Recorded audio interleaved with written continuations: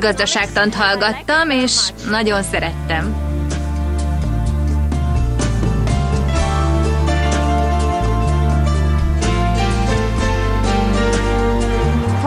Szabadidőmben találkozom a barátaimmal, és könyveket olvasok. Szeretek főzni, és van sok más hobbim is.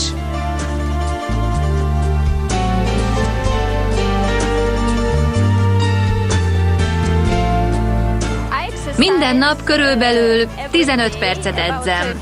Szeretek aerobikozni, úszni, síelni, jégkorcsolyázni, görkorcsolyázni. Szinte minden sportot szeretek.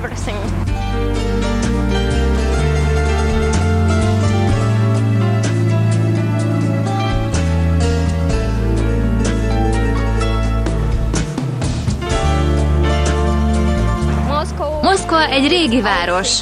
Nagyon szeretem. Mögöttem látható a Vöröstér, ami egy rendkívül híres hely Oroszországban.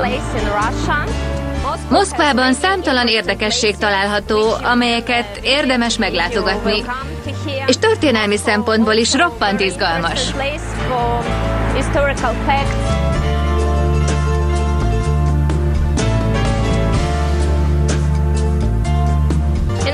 A jövőbeli terveimet illetően szeretnék családot alapítani, szeretnék gyerekeket. Szívesen folytatnám a tanulmányaimat. Ha lehetőségem adódik, szeretnék eljutni Amerikába, mert az álmaim országa.